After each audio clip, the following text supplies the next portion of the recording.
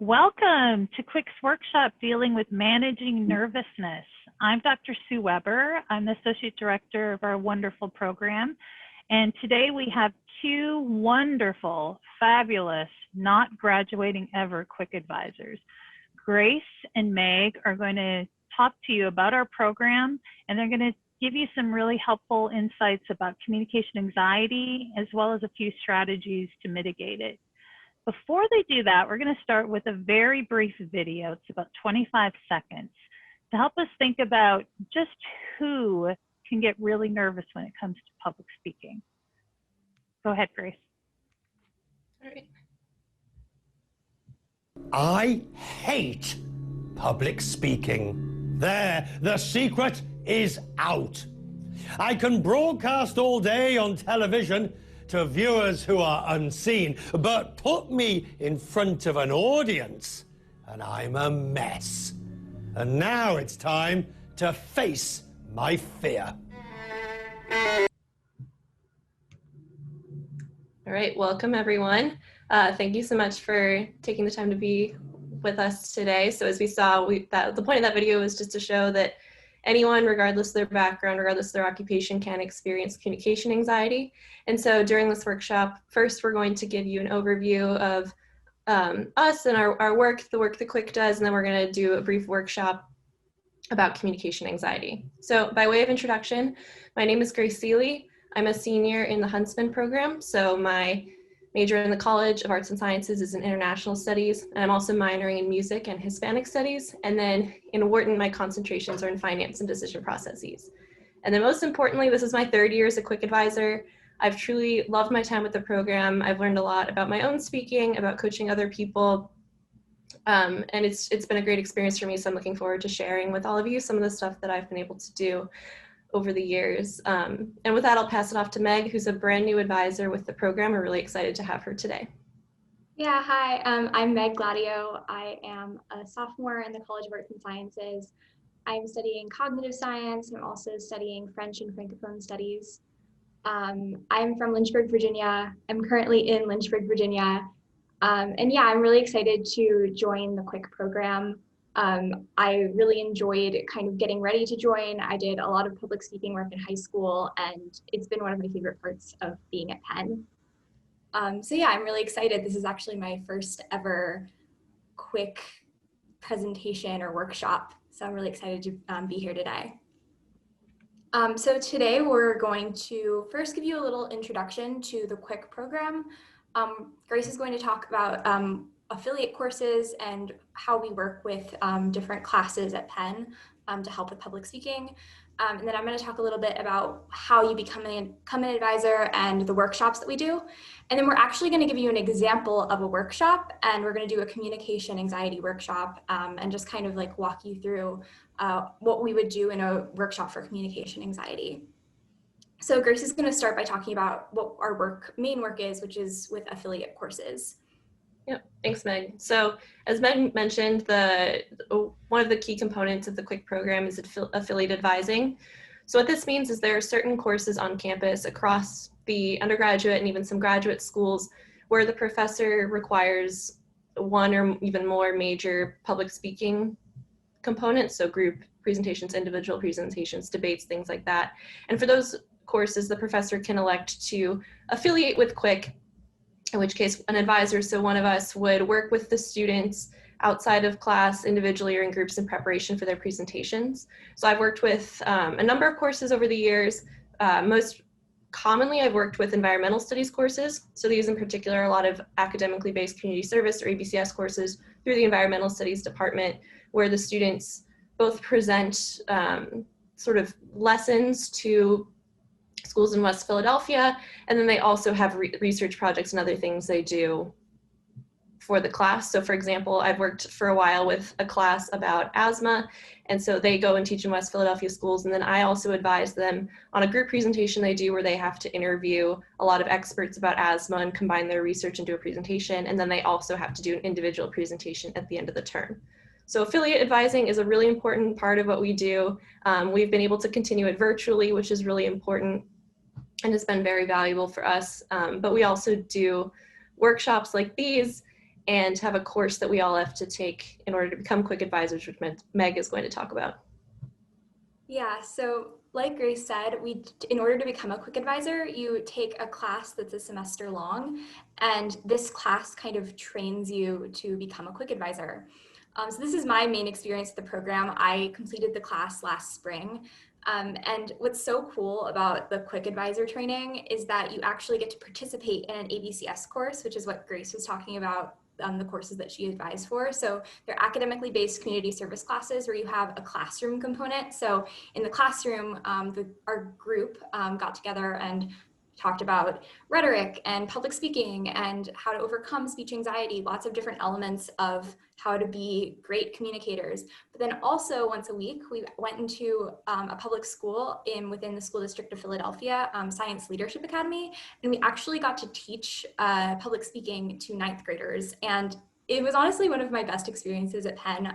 We kind of did it from January to March, so kind of right before everything went online. So we were in the schools once a week. I had a group of 6 students, and we just kind of hosted our own little workshops where each of the students in the class had a little cohort of 6 students, and we got to work one-on-one with them and teach them how to be better speakers, how to put together a presentation, how to communicate well with an audience, how to connect with an audience.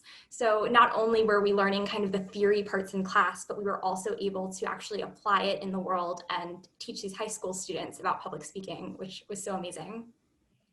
So other than the affiliate courses and then our training to become quick advisors, we also host workshops, much like the one we are going to be showing you today. Sometimes we'll partner with different organizations on campus and host quick workshops specifically for that club or organization. But we also hold open workshops for various parts of like communication and being better communicators. Today we're going to workshop a nervousness workshop and talk about communication anxiety. But we do lots of different types of workshops. So with that, we are going to move on to our example of our nervousness workshop. Sure. Thanks, Meg. So as we start the workshop, we first want to clarify how we define communication apprehension or communication anxiety. So you can see from the quote on the screen that communication anxiety is broadly defined as fear or anxiety associated with either real or anticipated communication.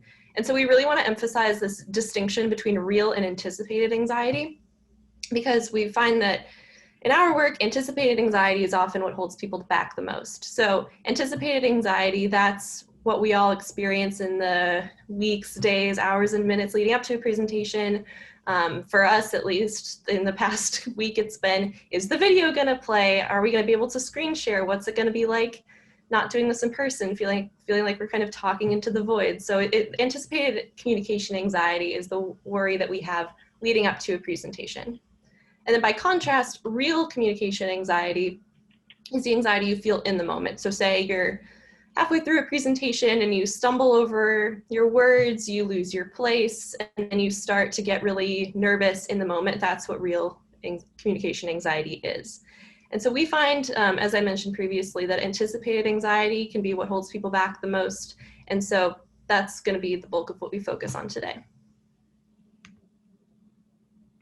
So now I'm going to talk a little bit about what is actually happening in your body when you feel communication anxiety.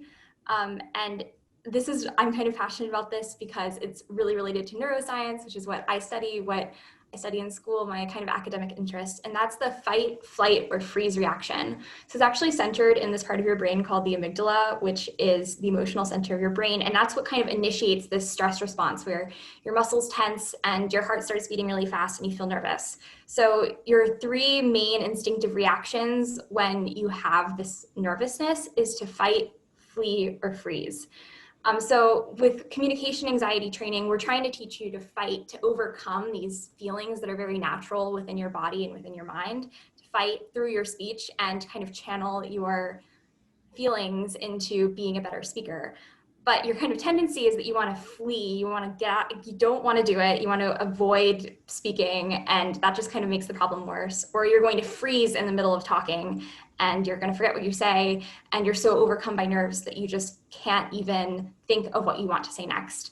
So a lot of speaking training isn't trying to make those nervous feelings go away, because the stress response is your body's natural response to anything that's going to make you nervous. The trick is learning to fight through those feelings and channel them into being a better speaker.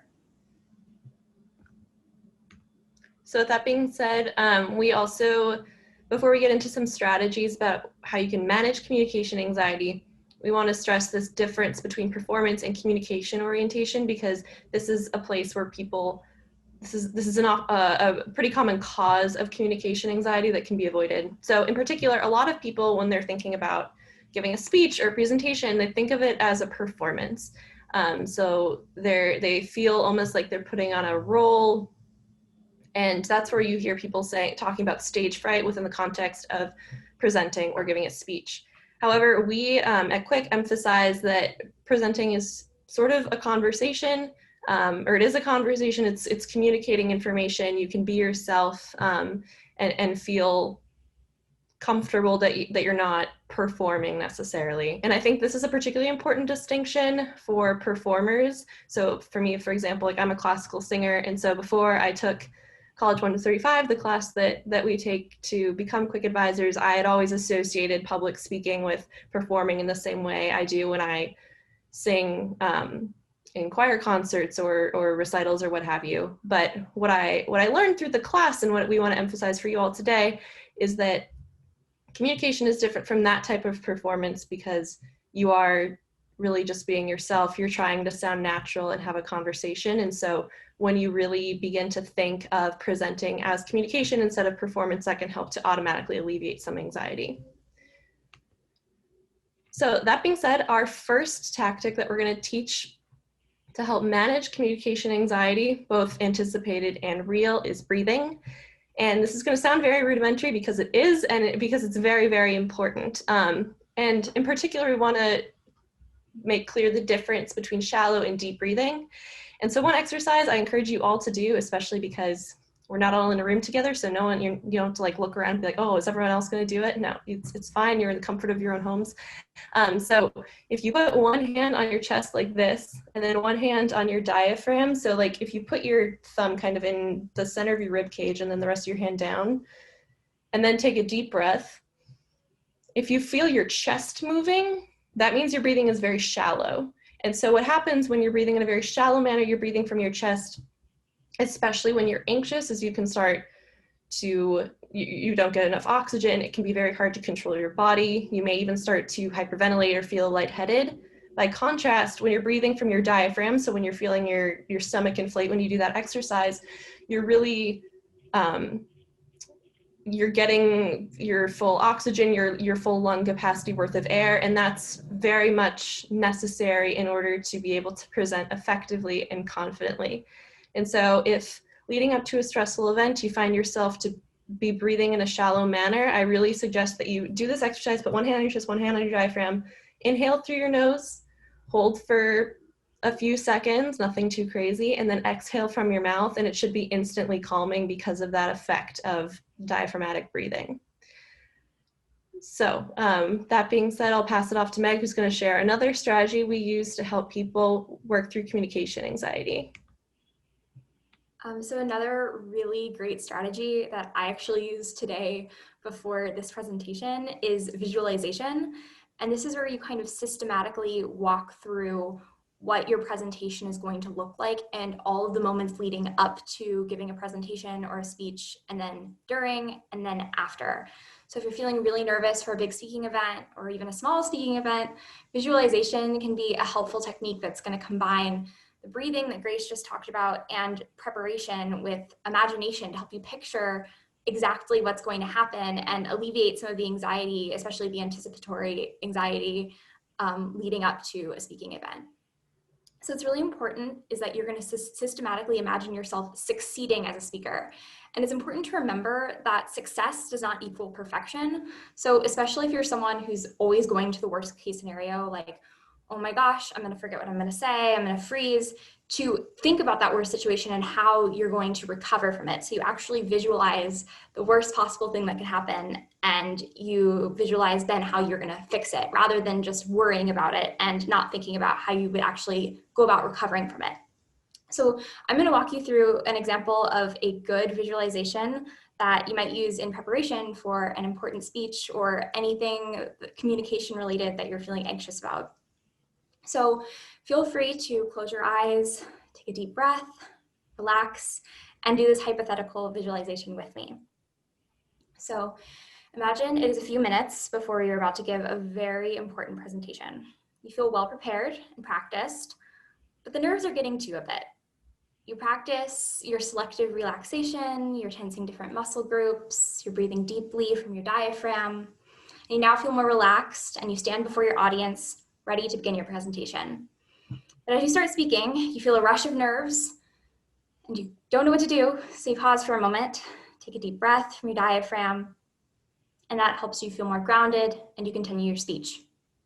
You're making eye contact with the audience, you feel a connection, you're present in every word you're saying. But then about halfway through, you start stumbling over your words and you forget what you're saying, especially at that one really important point. And this is what you were absolutely the most worried about, but you prepared for this. You pause, take a breath, make eye contact with a few people in the room. As your shoulders relax, you find your words and you pick back up and recover smoothly. The audience is nodding and smiling at you. They barely noticed and are still engaged with what you're saying. You end your presentation confidently and the audience seems impressed. You finished and now you can move on knowing that you did a great job and overcame your nerves.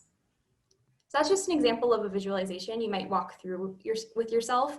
And it combines so many different techniques like muscle relaxation, deep breathing, and you're picturing exactly what the presentation is going to look like so you feel prepared when you're actually doing it.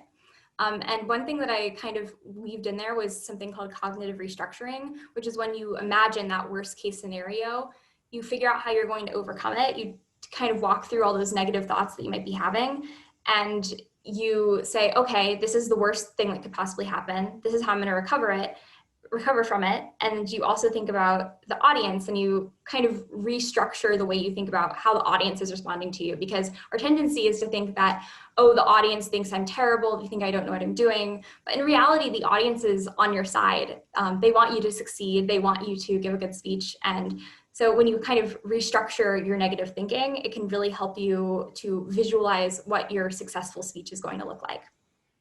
So with that, I think that concludes our nervousness workshop. And I think now we're going to move into a Q&A.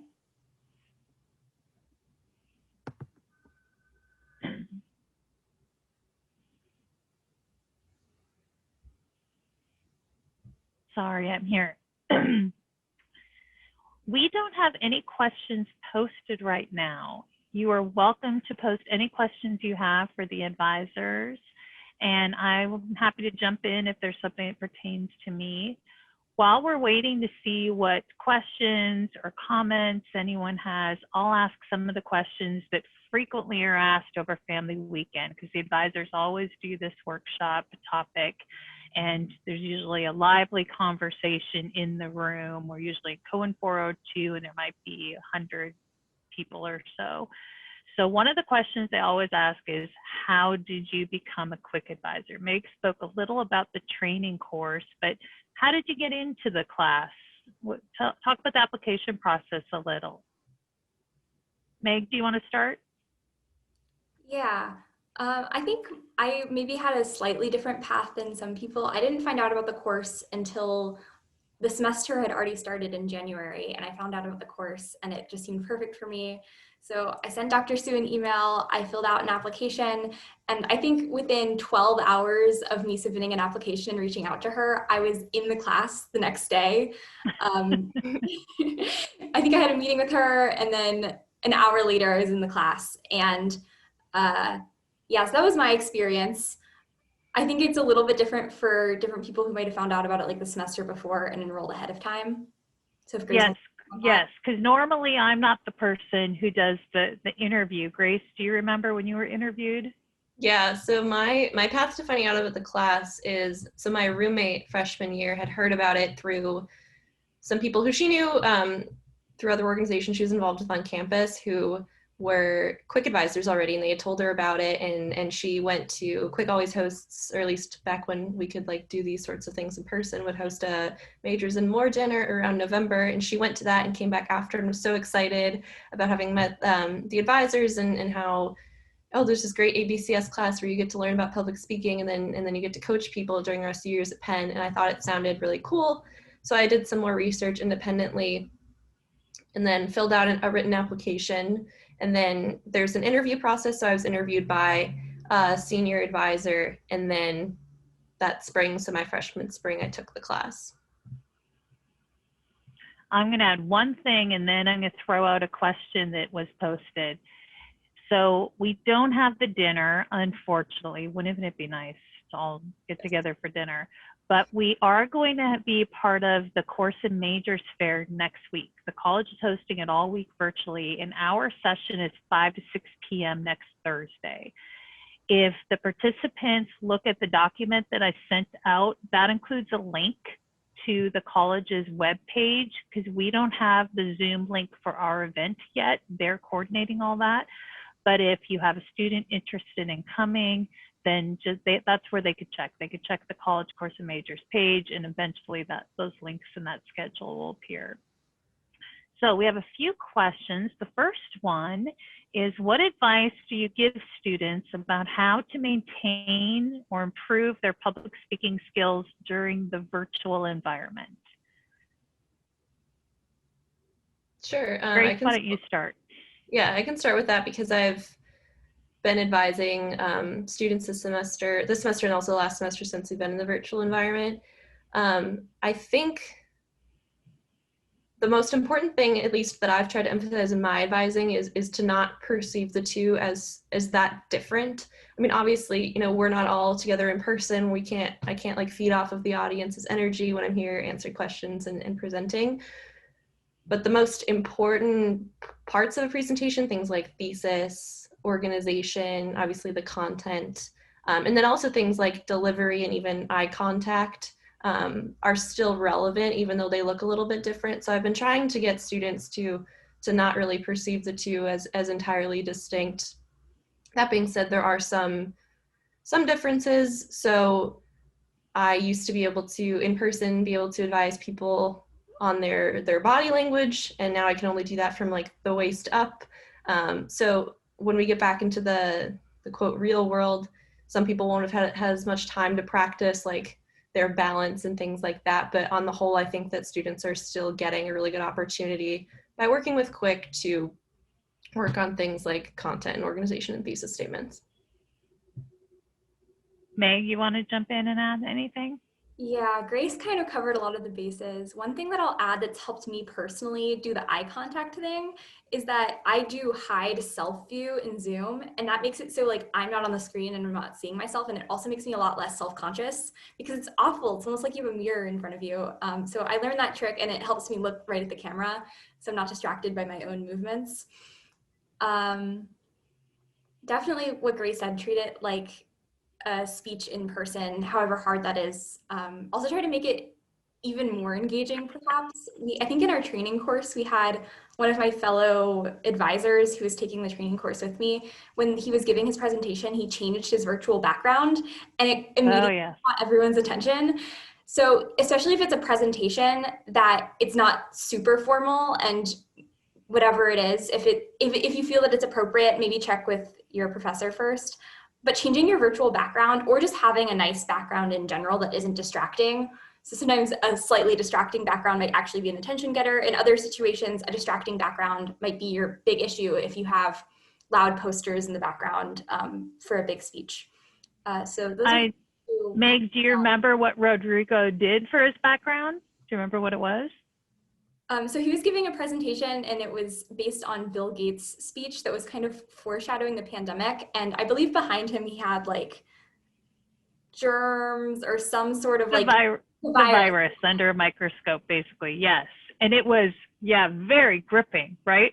Because he was in class with just, the bookshelf behind him or whatever. And then all of a sudden there's this big blue virus behind him, and it was very captivating. And these are the tools that are new to us that you can't, you could, I guess, just put up a big virus on a screen, but it's not going to swallow you up the way it does virtually. And so these few tools that are tools we could take advantage of now, but we can't use to the same extent. They don't have the magnitude when we're in person again. We want to take advantage of those. I think that's great advice from both of you. I will also share a link to a document that the CWiC advisors are familiar with that has 10 tips from CWiC. Thus far, it's something we're in the process of developing, but are things to think about in terms of speaking to the camera, lighting, thinking about one's background, etc. So I'll be happy to send that out too. But first, let me throw another question to our CWiC advisors. What differences are important for a virtual presentation versus the one in front of a live audience? So it's great to stress some of the similarities like Grace has. What do you think are some of the differences that students and other speakers should be mindful of? Meg, do you want to start this time? Yeah, so kind of going back to what I was just saying, embrace the technology in some ways. You can change your background, but I think the hardest thing is not having that audience connection or not feeling like you have an audience connection, especially if you're giving a presentation to a bunch of blank screens, like a lot of people have their cameras off or something. That can be really intimidating and nerve-wracking because you can't see people's reactions at all. And so kind of overcoming that and learning to figure out ways to kind of not draw from that audience energy is important. I think that's all I have to say for now. I might jump in with something, but I'm going to pass it off to Grace. Sure. So I would say the one biggest difference that I've been working with people on, and I think we're all kind of in this together in terms of figuring out how to do this, is like eye contact, i.e. looking at the camera. Because if I'm here, I'm looking at like Meg or I'm looking at Sue, like it just looks like I'm looking off into space to the audience because my audience is up here, but my audience is like a tiny green dot. And I feel super unnatural. And I think for me, it's like harder to figure out like balancing eye contact between kind of looking around and looking in the camera. That's been my experience. That's been my experience working with students too. I think for example, for the class I'm working with this semester, I had to watch some presentations they did in class that were recorded and gave advice on all of them. And I ended up just like, I copy pasted.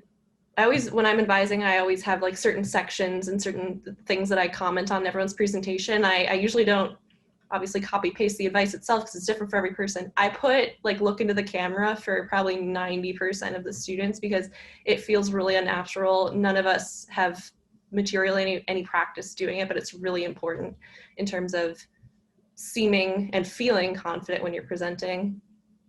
So that would be my major point of advice and a big distinction between virtual and in person. Thank you.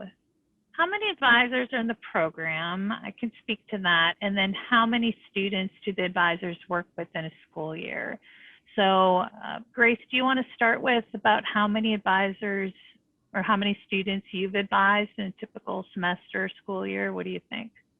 Sure. I mean, it definitely varies based on the size of the course, which I think that's been one, just kind of as an aside, that's been one benefit for me personally of being a CWiC advisor, is being able to determine kind of how many hours per semester I want to work, how many students I want to work with.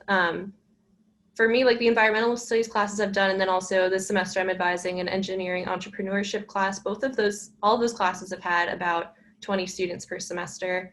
And so I've been advising since my sophomore fall, minus one semester that I was abroad. So that's including this semester, 4 semesters, I've probably worked with easily 80 people.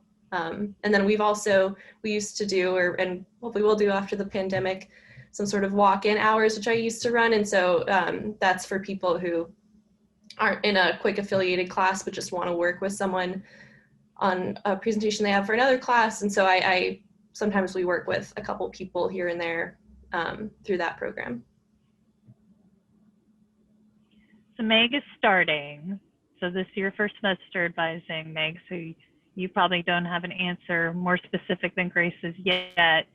We have a small crew this year. We have 9 with this fall, and we'll have 11 in the spring because people are not all actively advising and are abroad, or not abroad, but on leave, I should say. The CWiC staff is about half the size as it usually is, and that's because Penn has experienced budget cuts to student staffing this year, and I anticipated that that would happen last spring, and so we just took in a smaller cohort in the course. But the demand is high. I mean, if we had 50 advisors, I believe they would all be working. There are lots of people who are unaware of CWiC. Grace, Meg, has that been your experience that you tell someone you're a CWiC advisor and they don't know what that is? I'd say more often. But we're the best. Yeah. Go ahead, Meg. More often than not, people aren't aware of CWiC, but they immediately think it's such a great organization and are like, oh, I wish I had that last semester. Yeah, that's been We're the best kept secret. Yeah, I'm sorry, Grace. Go ahead. Oh, I was just going to echo what Meg said, that was my experience as well. And when people hear about CWiC, they're like, why didn't I know about that? Why isn't it a bigger program? Why aren't all professors who require a presentation mandating that their students work with a CWiC advisor? And I'm like, I do not know the answer to those questions. I agree that it is an important program and a really important part of Penn's student offerings. I don't know the answers to all those questions either, but the work the CWiC advisors do is vital to the students they're working with. And really, because it's not episodic, right? It's not, you just help someone with one product, one speech, but the advisors are helping communicators with lifelong communication skills and understanding. So there's no price that one could pay for that, but students don't have to pay for it, right? CWiC advisors get paid by the School of Arts and Sciences, but they do not charge. Do you take tips, Grace and Meg? I don't know.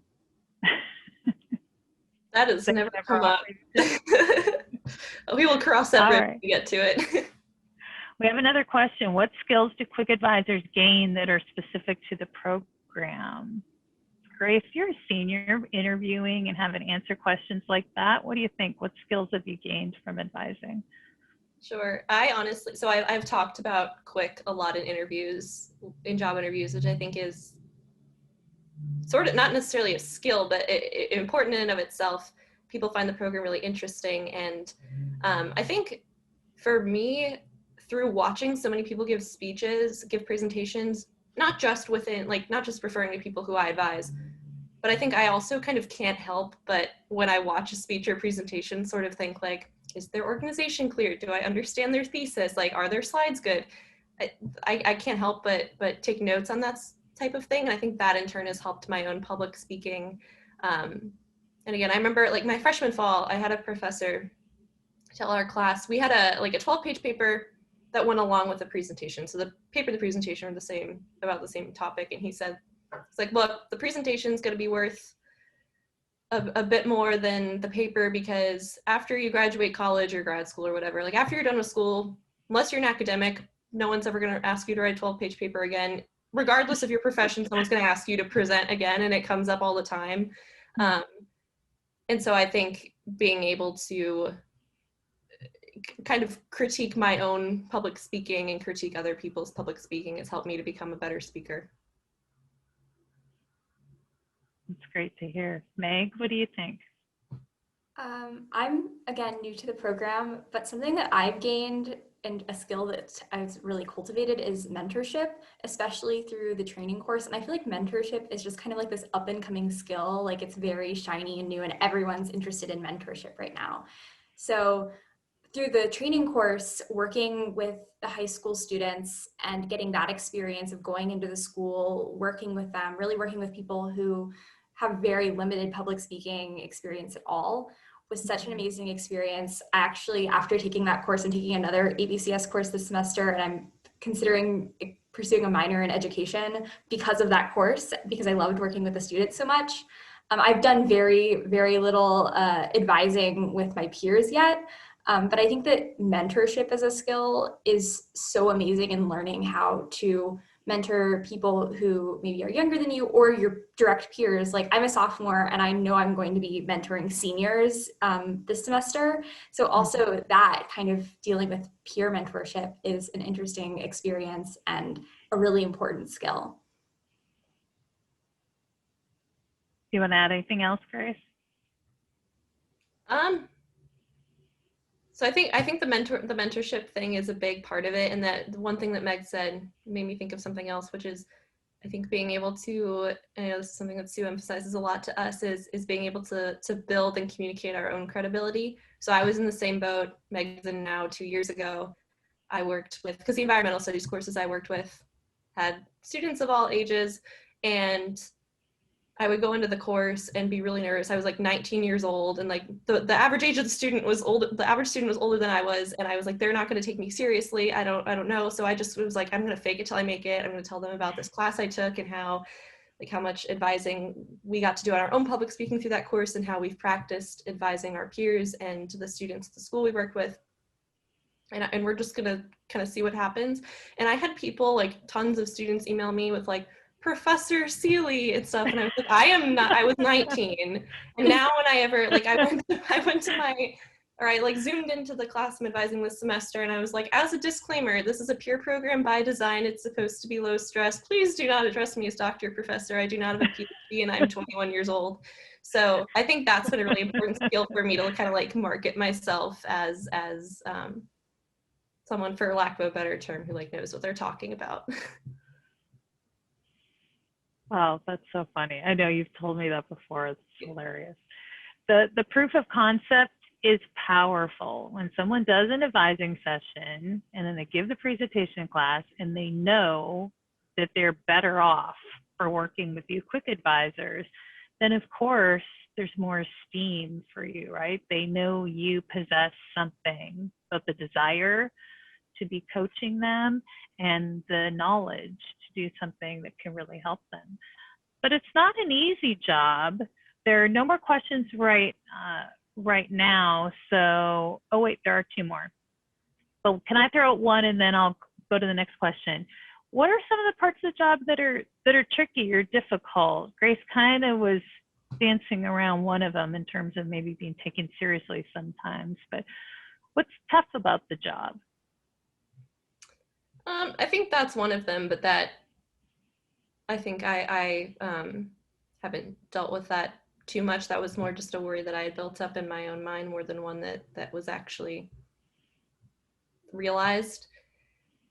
I think something that's difficult is I've had to be, particularly in the classes where I'm working with a lot of students and doing 25, 30 advising sessions in a semester, is kind of setting my own personal boundaries and being very clear with, so for example, I'd give students a deadline, like by this date, you have to schedule your advising time with me. I'd give them a link to the times that I was available and said, I'm holding all of these times in my calendar until this date at this time. And after that, you can, if you don't schedule by then, you can reach out to me and we can try to figure something out, but I can't guarantee I'm still gonna be available then because I'm a student, I'm involved in other things on campus, and I can't be on call. And so one benefit of CWiC for us is that there's a 48-hour rule, so students can't work with us within 48 hours of the presentation, that's partially for kind of our sanity, but I think more importantly, it's the students have enough time to incorporate our feedback before their presentation. But I think one challenge that I didn't necessarily anticipate was having to be firm with my own boundaries, particularly in a peer-to-peer role, because I think it's easy for students to see it as like, oh, I'm just kind of like working on a problem set with a friend. But I as CWiC advisors, we have to be responsible for our own time, which can be challenging, but I think it's been an important skill for me to develop. Yeah, it's very much a job where it's just you and your initiative, right? I'm paying you weekly, but I can trust all of you that I know you're doing the work. There's really we don't have a space on campus for the participants who don't know that. And so the CWiC advisors are managing their schedules, and when we're not virtual, they're finding a room on campus. So I guess that's one plus of virtual, huh? You don't have to try to scramble to find a room to coach. So Meg, one of the question I just asked, perhaps you don't have experience with yet, but what was something that was kind of challenging about mentoring the high school students last spring? Yeah, the high school experience was really amazing. And I think one of the biggest challenges was that public speaking is very vulnerable. And this is something that I liked about it because I did get to build a personal connection with my students, but it's very vulnerable because people do have such issues with communication anxiety and anxiety surrounding public speaking. So working through that with students, talking about some, personal experiences and kind of helping them overcome that and gain the confidence to get up in front of a room of their peers and give a presentation. That was probably one of the biggest challenges. Also, some people just really, their natural reaction is the flight reaction. Yeah. They just want to avoid public speaking at all costs. So encouraging someone to actually say like, no, you can do this. It's an important skill to learn. And once you've done it once or a couple of times or 5 times, you're still going to have those nerves. I still have the nerves all the time, but it's going to become easier and you're going to learn to love it. Maybe not love it, but you're going to learn to be able to do it with confidence, and it's going to be a skill that you're going to be able to have for your entire life. Well put. Yes, for Grace and Meg and all the other CWiC advisors, what you do that's so important is you're telling people they deserve to be heard. And the youth that we work with especially don't understand that, but you know how it is to be an Ivy League school. There are plenty of Ivy League college students who have not internalized that they're good enough, smart enough, articulate enough. And so that work really never ends. Doesn't end for people my age either. We have 2 more questions posted. How big of a weekly time commitment is being a CWiC advisor? Grace, do you want to start? Sure. I would say this is one of the big benefits for me personally of the weekly time commitment part, is that it really depends upon the course you advise. And since we get to sort of rank the courses we're interested in advising, we get a direct say in how many hours we work per week. It's not the type of job where it's like I work 10 hours a week every week at these days, these times, which can be like a pro or a con depending on your situation. Mm-hmm. So it really depends upon the presentation schedule for the class. So the class I'm working with right now, for example, they had a midterm presentation they had to do. And for that class, instead of advising the students ahead of time before the presentation, I went to the class and kind of gave them real-time feedback. So obviously that, like, I had to be free during their class time for a few hours. But sometimes, for example, for the same class, I gave them feedback on a kind of baseline presentation they did early on that was just kind of 2 minutes of them individually. I watched them, gave them feedback, and sent it to them so that I could do whenever on my own time.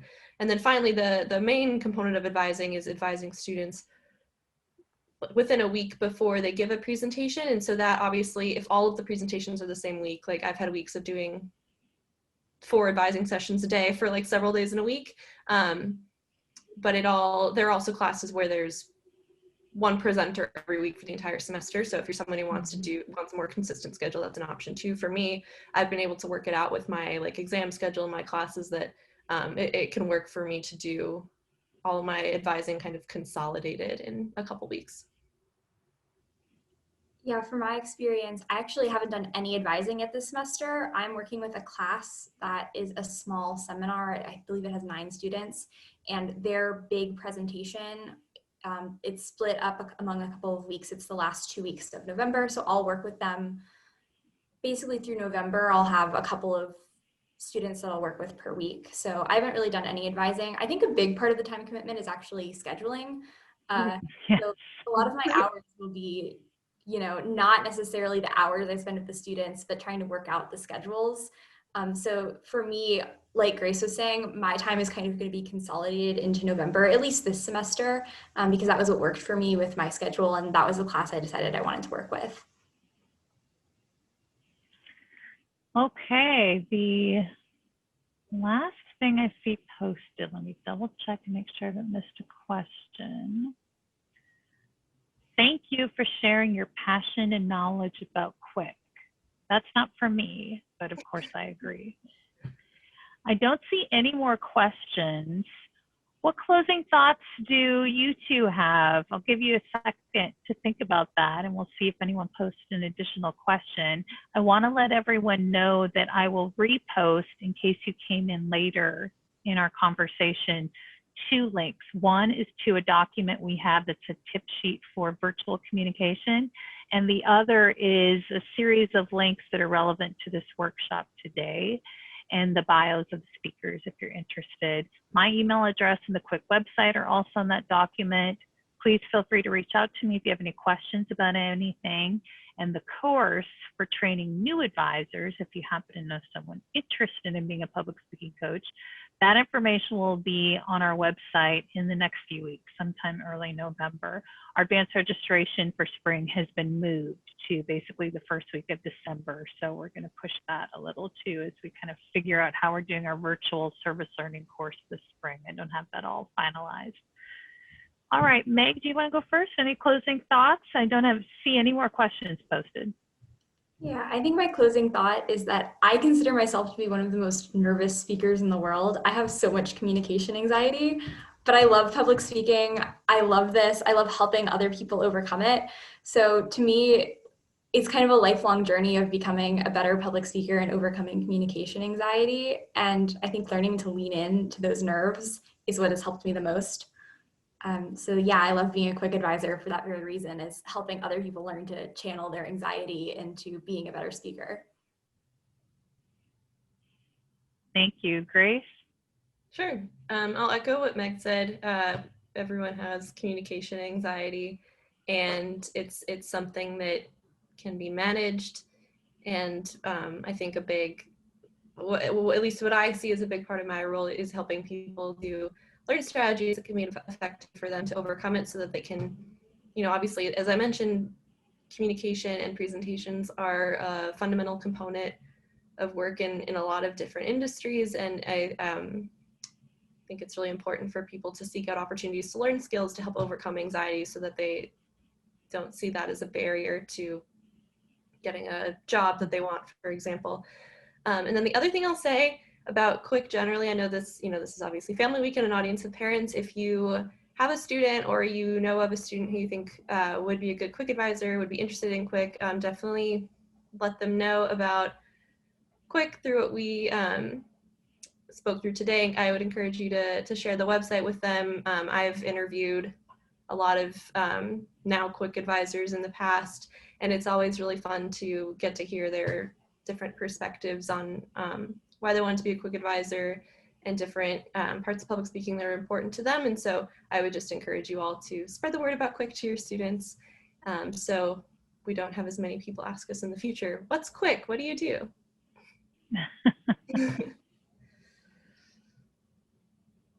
I don't see any new questions. I want to echo what Meg and Grace have said so passionately and compassionately. I would add that in addition to professional lives, it's very important to me that people believe they should be heard civically.